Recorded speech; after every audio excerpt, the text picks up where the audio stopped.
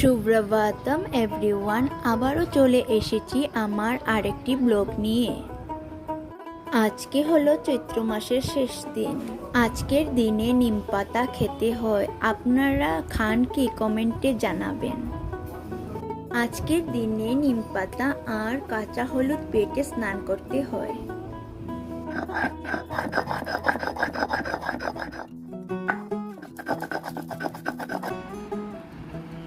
আজকে ডালের মধ্যে কাঁচা আম দিয়ে বানানো হয়।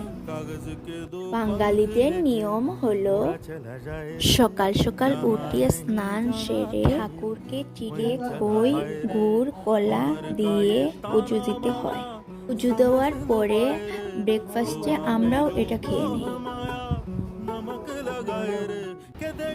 তারপরে শুরু হয় আমাদের 13 শাক 13 সবজির আয়োজন করা। তারপরে মা শাক সবজিগুলো কেটে নিয়েছেন।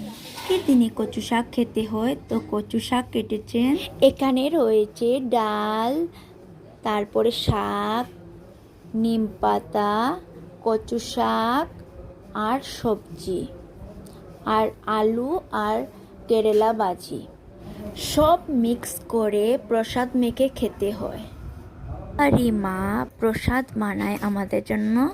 তো এবারে মা প্রসাদ বানাবেন, সব এক এক করে দিয়ে প্রসাদ বানাবেন। এই প্রসাদটা খেতে খুবই ভালো লাগে।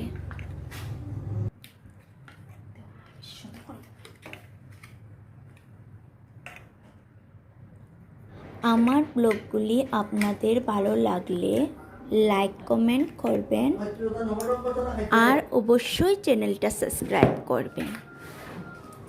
দেখা হবে আরেকটি ব্লগে। বাই।